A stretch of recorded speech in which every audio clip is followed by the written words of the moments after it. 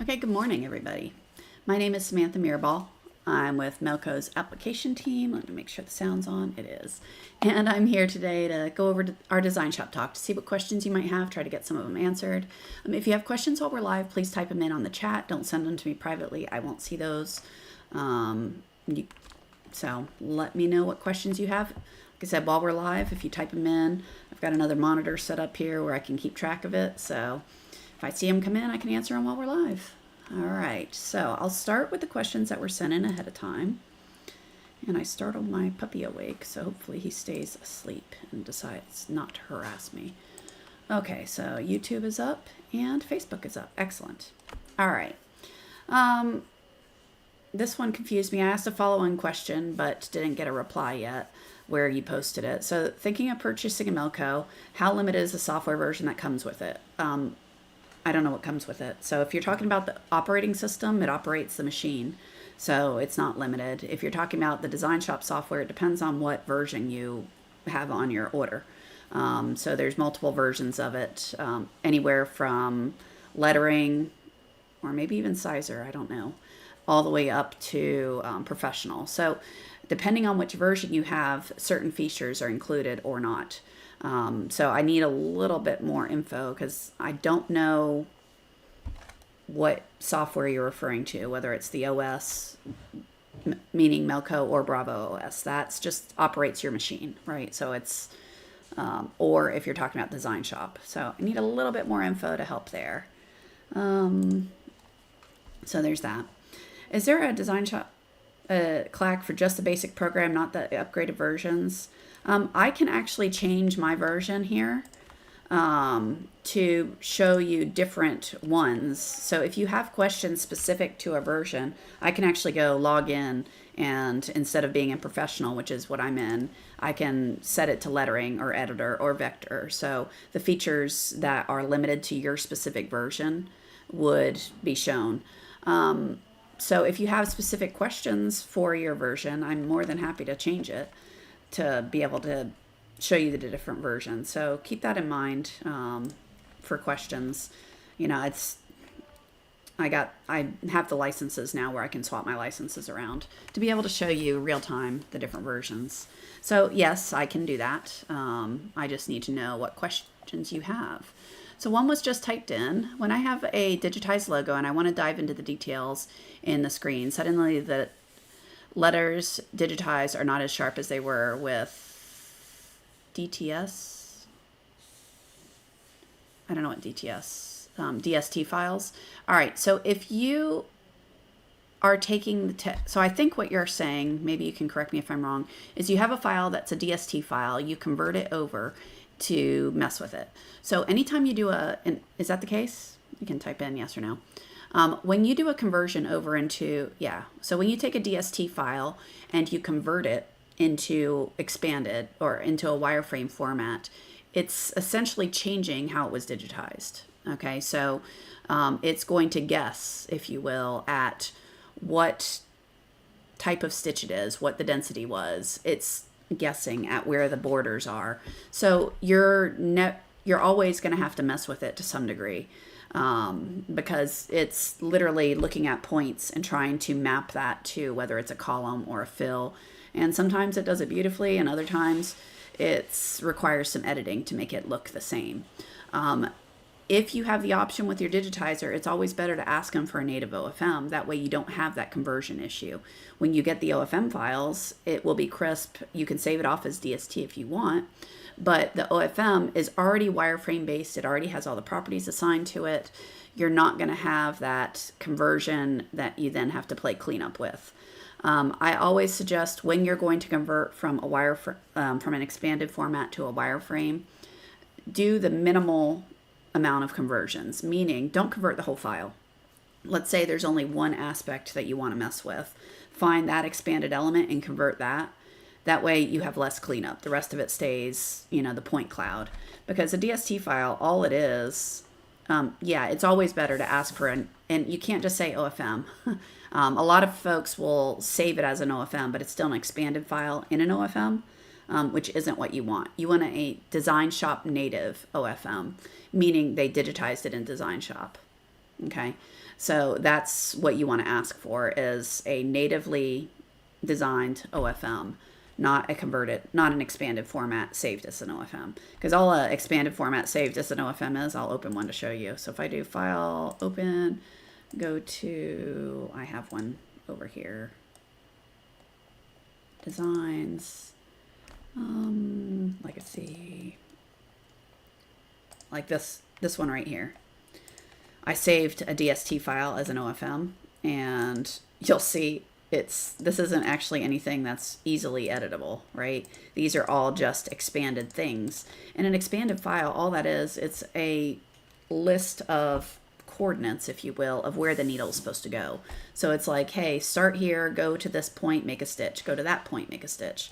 So it's like coordinates, it's a mapping of where the needle is supposed to move. So when you do that wireframe conversion, where you take one of these things and you say, okay, take that whole thing, operations, convert to wireframe, it's going to guess. And, you know, running stitches like this, it'll guess really nicely. Some of the real complex shapes, it's always better to get the native from your digitizer to start with. Otherwise, you're going to be playing, you know, modify, changing the wireframe, fixing the densities as needed. Okay. Let's see. What other questions? Does that help? Oh, keep an eye on my chat to see if that helps answer that. Let's see. I'm trying to get rid of 2 stitches in the beginning of a design. It was digitized and saved as a dot file, I assume you meant DST file. They're random stitches. How do you get rid of them? Okay, so those random stitches, I don't think I have any in this file. Oh yeah, I do. All right. So you see these little that dash line there? That's what you're asking about, I believe, right? So let me get rid of some of these. There's one. Oh, all right. So there's one of them. So see that little dash line there? There's actually a jump stitch from there to there. So a lot of times it will put a stitch right here, depending on the file format. So what you can always do is you select this thing, and if I turn this guy on, I can actually go select that stitch right there and hit the delete key. So let me undo that. So select the element. Right here, it goes to expanded editing mode. I go select that stitch, and then I can hit delete, and now it's gone. And Mech Hobby Link, yes, just ask for a native DesignShop OFM. Okay, so that's how you would get rid of those random little jump stitches. You know, some of the conversions, this will actually be right on the origin. So it'll start there, make a stitch, and then jump to somewhere, and sometimes it'll actually do that at the end, depending on what software created it. You just select that stitch and hit delete. You've just got to be in this mode right here, which is expanded stitch editing. You can also do it over here if you, let's see if I undo that again, if it shows up. So right there, see that jump? So you can actually search for the jumps in the stitch tab, select it and hit delete, and now it's gone. Okay. Another question was typed in. How do you do a tack down stitch for patches in Appliqué? So that's in the digitizing, right? So I'm going to close this thing, go back over here. So let's digitize a patch from scratch. So I'm going to do a walk stitch, and I'm going to do a circle. Did I select it? Yeah, there's my circle.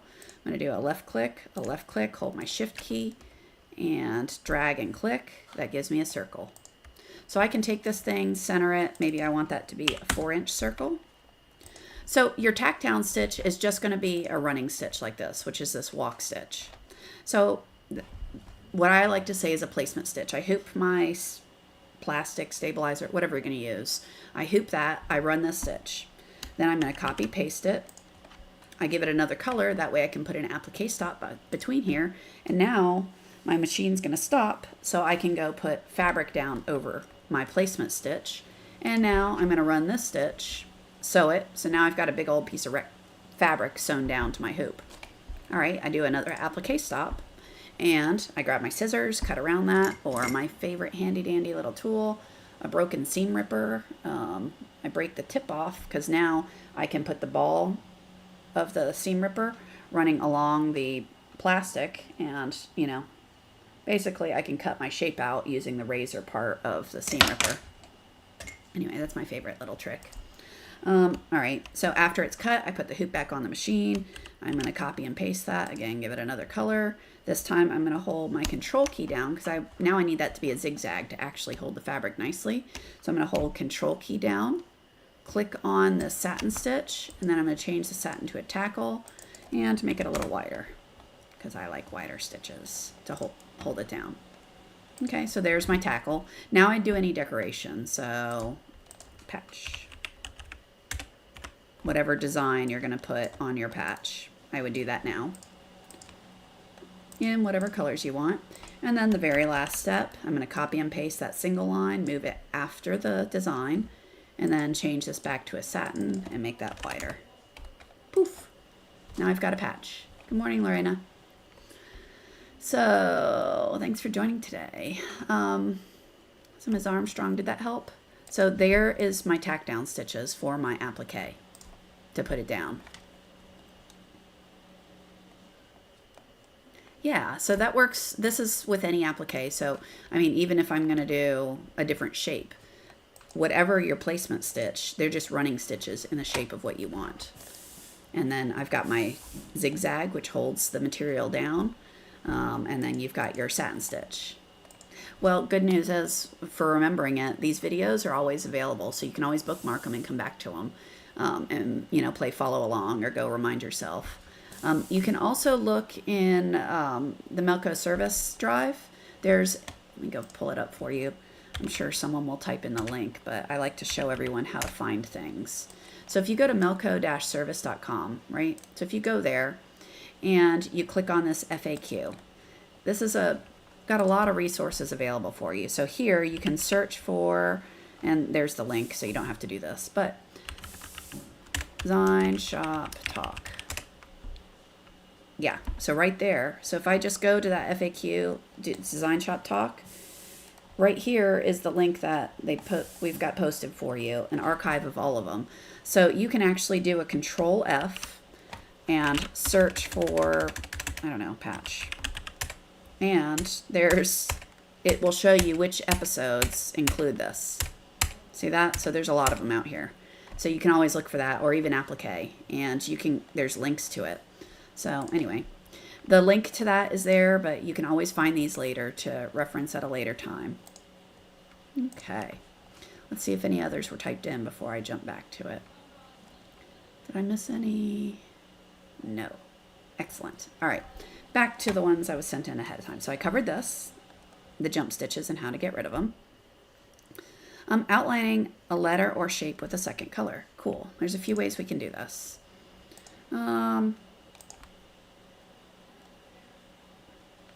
Let's draw a shape. I'm going to take this and convert it over into a fill. So to do that, I'm going to hold my shift key down, actually control key. So shift adds a shape. Well, let's do shift. So shift click, notice my single line stayed, and now I've got a fill. I'm just going to move that up here. All right, so I've got this, and then I've got my border. So right now in V12, we've got this border tool. So I can go in here and say, I want to add 3 borders, and say okay.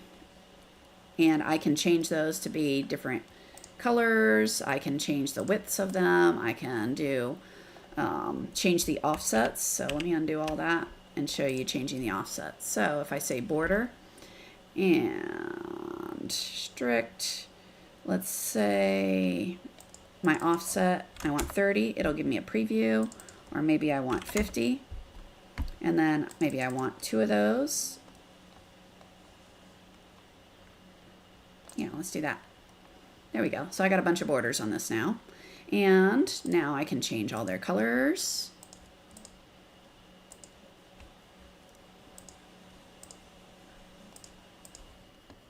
I want that one. All right, so I can change colors of these things. I can add multiples. Let's say I want to go change the width of all those borders.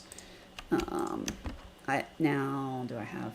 Oops, let's get rid of, I don't want to select these guys from my patch. All right, so now I can go into the properties and go to single line and say, okay, I want those all to be 30. And now they're all 30-point borders. Okay, so you can add any border that way. So what's another way we can do it? If I take a shape, I can click on this guy here. So like I said, we've got lots of options. I'm trying to give you options here. So you can use the border tool, which is crazy fun and quick. Or I can come over here and go, okay, I'm going to change element type. I can say single line center, add, and it adds a border, right? So I can do that. Okay. And that works with any shape. Let's say that even works with text. So let's say I put a big S up here and I want a border on that. I can either click on this or I can hold shift. It's the same thing. So shift, single line, add is the exact same thing as doing click and then holding my shift key down. One moment. All right, and so holding my shift key down and clicking on that. So same thing. So that adds a border to the shape. All right, so did that answer the question? Outlining a letter or shape with a second color. So yeah, we did that. Cool. Another question was typed in. Can you show how to do the fluffy fringe embroidery? That one is going to involve doing a single line center. That's big, like 70 or 80 points. And then you're going to do a running stitch down one end of it, a bean stitch of some sort, or actually you can do it down the middle or down the edge. I don't know. You got to play with it and see what you're looking to create. But if you do a bean stitch down the middle to hold it, I like doing it down the edge. There, somewhere down there. And then on the back, you would go and cut the bobbin after you do this. If you do it before sewing the stitch and you cut the bobbin to that satin stitch, it won't hold. It'll just fall apart. So basically what you do a really large satin stitch, something really big, however long you want it. You'd run a bean stitch or even a bean followed by a retrace maybe, and on that retrace you can do things like an offset to make sure it's nice and secure. That makes sure the beans don't stitch back in the same hole. Then you'd pull the hoop out, turn it over, cut the bobbin for this particular element, and then you can grab those stitches and pull it up. Now when you do that, you need to make sure that you don't have any underlay on that element. If you do, then it's when those stitches come up, you're going to see all that underlay. Good morning, Scott. So that's how I would do that one. So it's just a matter of creating a long stitch, adding some sort of securing stitch, and then cutting the bobbin. Okay. Laura, does that help? Okay. Creating a fake Merrow edge from scratch. How do we do that? Okay. So the Merrow edge, you can go into a walk, change this to decorative, and this is from any stitch. So where is it? Faux patch border. And I can draw whatever shape I want, and there's the Merrow stitch. So you can draw any shape you want using that. So it's just a matter of saying decorative, faux patch border, and then depending on which direction you draw it, I believe is what the two different ones are. I always forget. Let me go see. Oh, where is it? Faux patch. I chose the second one. Let's do the first one.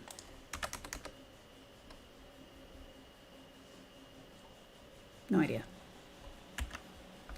Oh, it's the direction. It's the, yeah. Okay. So see where it's putting it? So it just changes the direction. So if you pick one and it's on the wrong side, just change it to the other one. So whichever one you selected, change it to the other, and you'll see it puts the chain stitch on the opposite side. Okay. So yeah, the decoratives are awesome. Super easy to use, and they really look sharp, and you can create your own, but that's super simple way to create your own little patch borders. Good morning, Sherry. Thanks for joining today. But yeah, it's literally that simple. Set decorative, change it to the faux border, and draw whatever shape you want. Okay.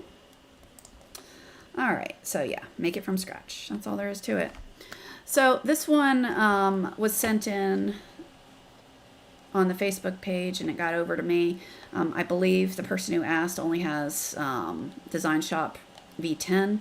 So the question is, I have purchased fonts. You bring the letters in one at a time, but if you group it, you can arc it. No, you can't. So in V10, in order to arc the text, you got to take each letter, rotate it, and move it around. Meaning, how I do it, or I used to do it, I don't do it this way anymore, but how I used to do it is I would draw the shape I want to arc around. So let's say I want to arc there, and then I would bring each letter in, rotate, and place it until it looks correct around that curve.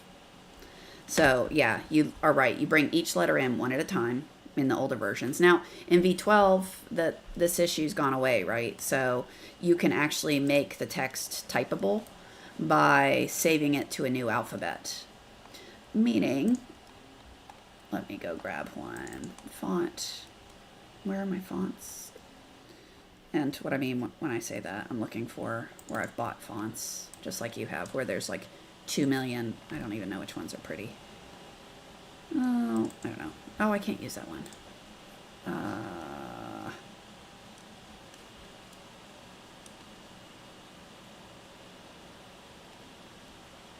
I don't remember which ones are pretty. So who knows? We're going to use this one. So if I've got this, let me go close this mess before I add a gazillion files.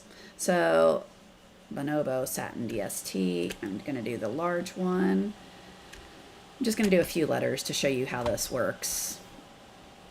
So I'm opening these up and I'm just checking real quick. So this is their large font is 1.5 inches tall. Cool. All right. So I'm going to take this guy, right click, save letter, and I create the new font. It's B-O-N-O-B-O Satin DST. Large.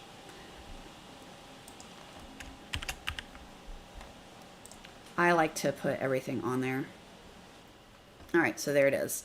And the height is 1.5. Okay. And this letter is number 1. Okay, so now I've mapped that one. Now I can go here, right click, save letter. It's the same thing. That is letter 0. Number 0, excuse me. This is number 3, save letter. Type in the number 3. Okay. Save letter, type in the number 2. Okay.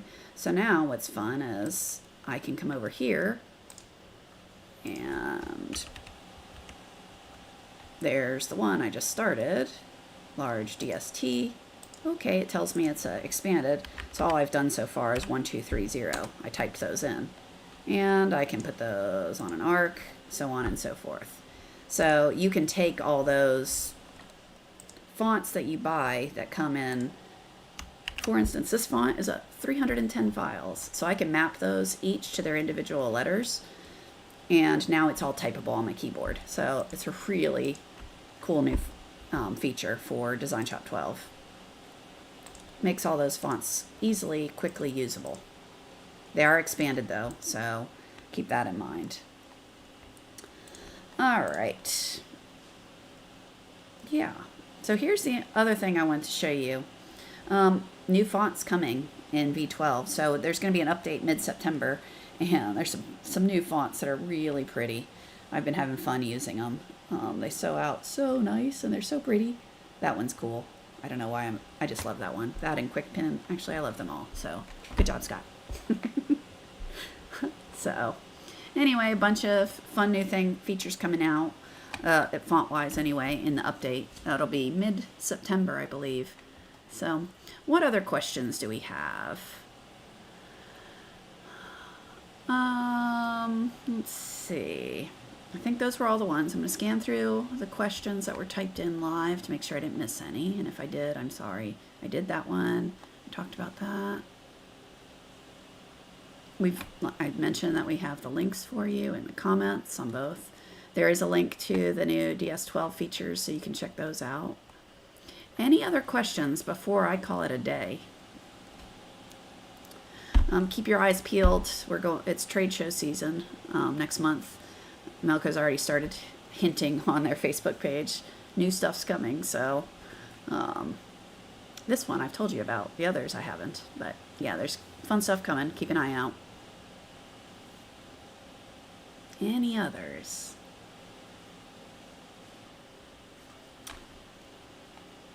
When do you think V12 is available in Europe? Oh, I have no idea. I didn't realize it wasn't. Hey, Scott. Do you know? Scott's on the thing. I honestly have no idea if it's not already available, when it will be available in Europe. I will ask around and see if I can get you an answer on that. Oh, apparently Scott says it is available in Europe now, so it's already available. I don't know where you get it, but it's available in Europe. I assume through your distributors, whoever those are. Excellent. So, to answer your question, it is available in Europe. Awesome. What other questions? Anything? All right. Well, I will be back next Thursday. Oh, can you show us how to digitize the knit? How to digitize the knit chain? What do you mean by knit chain? The chain stitch? So the chain stitch is just a decorative, which by the way, I love. You go into walk, decorative. I like the chain thin. I can draw whatever shape I want. We're going to draw an ugly fish here. There we go. A really ugly fish. And there's my chain stitch. It sews out so pretty. And you know there's a font that's the chain stitch too. Chain stitch script. Check these out. Hello. They're so pretty. Anyway, they sew out so nice. Anyway, yeah. This chain stitch I've been using a lot in place of a bean stitch. So you guys know what a bean stitch is, right? So it's where the running stitch just goes back and forth over itself, usually 3 times, maybe 5, depending on how it's digitized. So it's forward, back, forward. So it puts 3 pieces of thread down for each location. It just makes the line look bolder when it's sewing. That one-day design that you guys have is there. But this chain stitch gives that nice bold look while still keeping it nice and thin. But it's a little bolder than a bean, so I just adore it. So that's what I've been using. Don't be intimidated. Someone typed in on YouTube, they're very intimidated by this. You know what? Don't say never. So check out the videos on learning to digitize and start with just the basics. And you know, lettering is an easy thing to get started with. Build your confidence there. You know, it's simple. You just type in some text and sew it out, see how it goes. And then maybe you want to add, I don't know, a smiley face, something silly, and work on that. So start small. A good tip or trick I did when I got started was I outsourced a lot right when I got started because I had no idea what I was doing and I just needed to sew something that looked nice, right?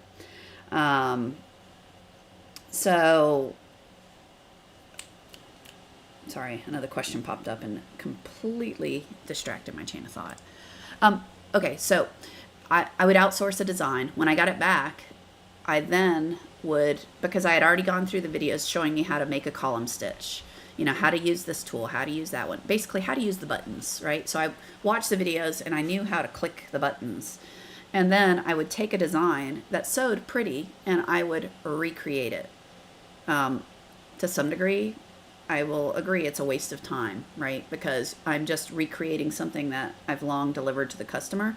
But it took the mystery out of where do I put a running stitch, right? So how do I got to go from one spot to another, and then I got to make a shape over here. And then I'm going to run over here, and I'm going to make a shape here. And then I'm going to come up here and do some outlines of stuff. So it took the puzzle aspect out of the digitizing and let it where I could just focus on using the tool. All right. So did that a few times. And then I would look, you know, zoom in and say, okay, why are my stitches further apart than theirs? Well, if you do the videos where the basics where you talk about object properties, you'll learn that density is the spacing between the stitches, right? So that's how close stitching is together. So then I go, okay, well, mine, the stitches are further apart than the one that I liked. So I know I can mess with density to get mine to come closer together. So it's stuff like that. There's a lot you can do. Start with one thing and then add on to it. So it's really easy to go, oh, I want to do it all, and then shut down. Don't do that. Just focus on one thing, learn that. Even if all you do is learn how to use the walk tool and get good with that, and then work on the next one. And eventually it'll be, now let's put projects together. And it won't feel like it's a mystery. But a really easy one to start with is work on lettering. Everyone likes personalization and putting names on things. So do that. It's nice and easy. Yeah, you can use Melco University. There's a bunch on YouTube. So let's see, Melco's YouTube. There it is. Let me make sure it doesn't play noise at me. Playlists. There we go. So yeah, you got Melco University. You've got these playlists out here. For instance, right here, the basics. That's digitizing basics. I would not recommend starting here. I would actually start with these. Editing, object properties, this guy, that guy.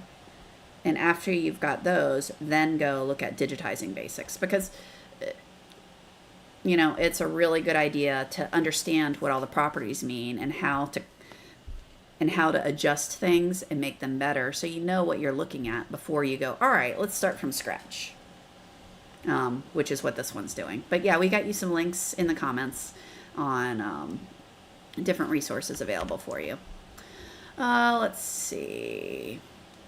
Is that available in DesignShop 11? This chain stitch is in V12. I'm trying to think. There is a chain, not the text. The new font is only in 12. There is a chain stitch in this one. That one is in V11. It's very large, so you can still use that by going into the properties and playing with these until you get it to look, it's a different chain stitch. It still will sew, but you got to play with the properties to get it similar to what you're doing here. See that? So I can still do a chain stitch. That one is available in 11. The new ones down here, which are my favorite things ever, they're in V12. So Laura, did that help? Okay. Any other questions before I call it a day?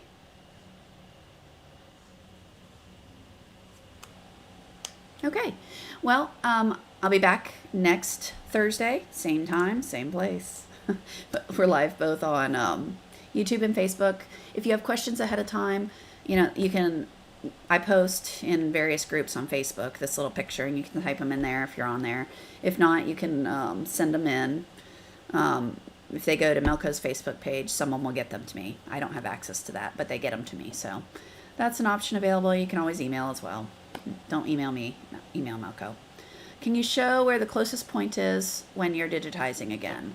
The closest point, if you're talking about lettering, oops, don't open that. Don't open that. Oh well. All right, so if I draw something,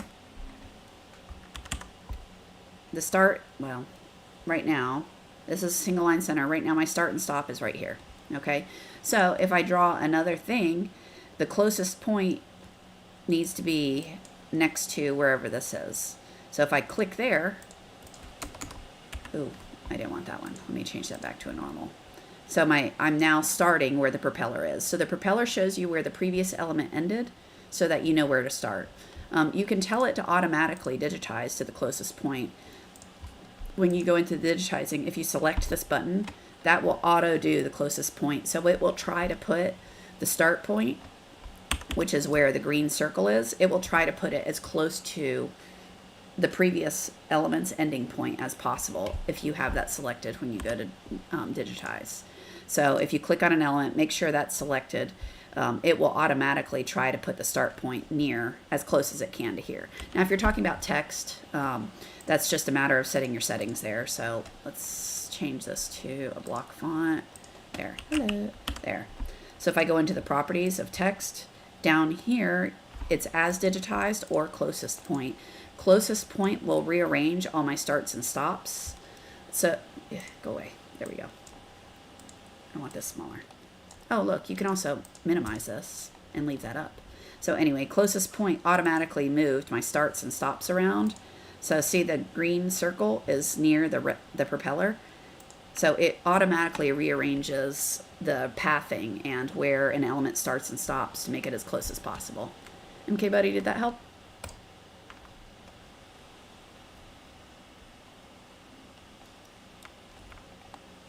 Okay. Awesome, y'all. All right. Well, I'm going to be back next Thursday, and we will see what other questions we can get answered. All right. You guys have a fantastic weekend, and I will talk to you next time. Have fun sewing.